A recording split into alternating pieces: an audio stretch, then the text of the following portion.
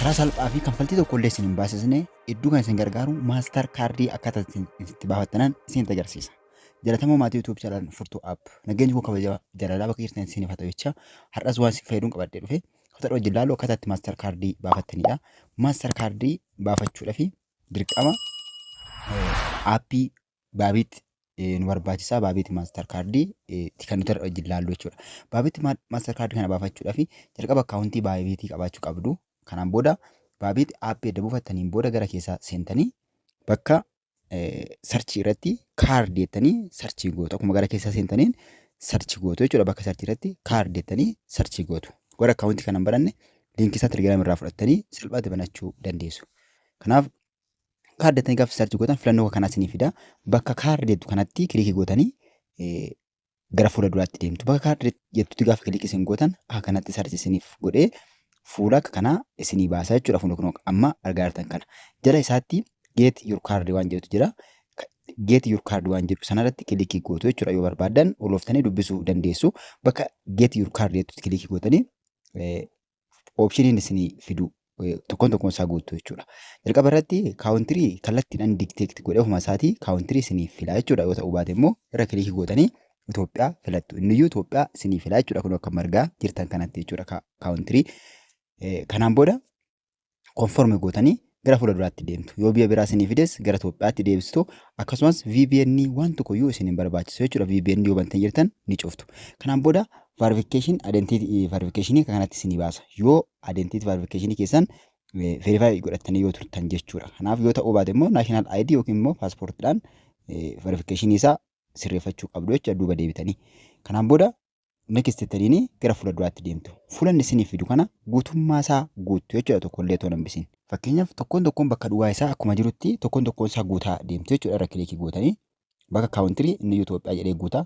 Kanaan booda kan kanaa gadi jiran hunda isaanii guuttu jechuudha. Bakka straight jedhu kanatti fakkeenyaaf Itoophiyaa jechuu dandeessu. Oromiyaa jettanii yoo guuttanii rakkoota kan qabu jechuudha. Oromiyaa keessa warri jirtan Oromiyaa jedhee yoo guute guuttanii bira dabartu. Girsittanii jala isaa kana bakka building number jedhee wantoota adda addaa kaa'utti bakka sarkilii duwwaa sana keessatti kilikii gootanii bira darbuu dandeessu jechuudha. Lakkoofsa manaa waan adda addaa sana gaafata waan ta'eef jechuudha. Bakka siitii jedhutti siitii keessa jiraatan yookiin magaalaa keessa jiraatan guutuu fakkeenyaaf Amboo jedhetan guutaa. Akkasumas girsittanii jala isaatti poostar koodii isin gaafata.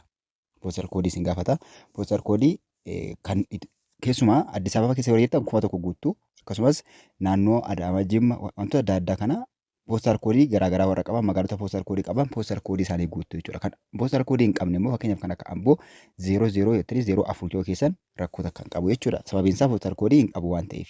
Kanaaf akka kanatti guuttanii warri poostar koodii barbaadan immoo karaa Telegiraamii yookiin immoo akkasumas Googilii irraa argachuu dandeessu jechuudha. Bakka tokkollee bira yoo dabartan bakka guutuu dhiistan qayyee akka kanatti isinitti ibsaa irra deebitanii bakka sana guuttu. Bakka sana lookeeshinii isin jiraattan sirrii isaa isin gaafata waan ta'eef irra deebitanii magaalaan jalqaba guuttan guutuu dandeessu jechuudha. Waan tokko rakkoo qabu. Kanaan booda konformi ittiin jettu jechuudha. Konformi jettanii gaafattan gara fuulduraatti isin dabarsa. Fuula duraatti isin dabarsee wantoota kana akka isin guuttan isin gaafata jechuudha ofuma isaatii. Kanaaf asirratti waan barbaadan select gootu irratti kilikii gootanii xiyya sana gatuttanii select gootu jechuudha. Fakkeenyaaf Baabiitii maal fayyadamtaa jedhee nu gaafata. Isa tokkoon isaa akka barbaadan fakkeenyaaf trade Baabiitii jedheetan barreessa. Kanaan booda hojii keessa isin gaafata. Hojii kan barbaadan guutu fakkeenyaaf salfii biliyoo jedheetan guutaa. Isin immoo kan barbaadan hojii keessan guutu jechuudha. Dhuftaniin booda ammas gadi sittanii kan baan isin keessa hojjettan isin gaafata. Isas kan barbaadan guutu jechuudha kan isiniif deemu. Kanaan booda mindaa keessan illee kanatti iskeelii isaa isin gaafata jechuudha. Isas kan barbaadan fakkeenyaaf jalqaba irratti kilikii haa godhu. Akkanatti kana foormii kana edda guuttaniin booda ammallee gara fuula duraatti deemtu jechuudha. Fuula kana guuttanii next jettuun. Fuula kana hin guunnoo ta'ate fuulduraatti isin dabarsuu hin danda'u jechuudha. Kanaaf next jettanii gara fuula duraatti gaafa deemtan ammallee akka kanatti isinii fidaa jechuudha. Waan isin guuttan information isin guuttan tokkoon isaa akka kanatti barreessee lakkoofsa bilbilaa keessan edda barreesseen booda imeelii keessa wajjin jala isaarra agreement akkasiin accept gootaniif saanduqa lama isinii fidaa jechuudha. Kanaaf saanduqa lamaan sana keessa kilikii gootanii accept gootu. Kanaan booda edda submit gootaniin booda virtual master card keessan salphaatti argattu jechuudha. Kana booda submit gootanii yeroo muraasa yoo eddan amma wanti isin guuttan suni appilikeeshinii isin guuttan sun under review ta'ee jira jedha ilaalamaa jira jedha.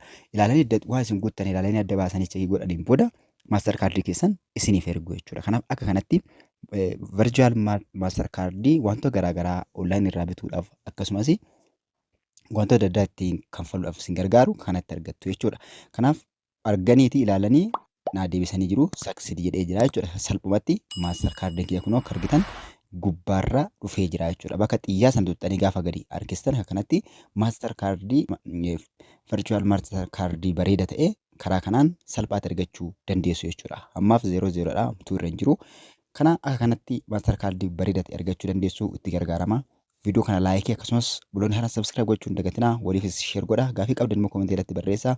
Yeroo dhufu immoo akkamitti akka maallaqa irraa akkaawuntii kanatti dabarsinee waan kanfaltii adda addaa ittiin raawwannuun isinitti agarsiisa.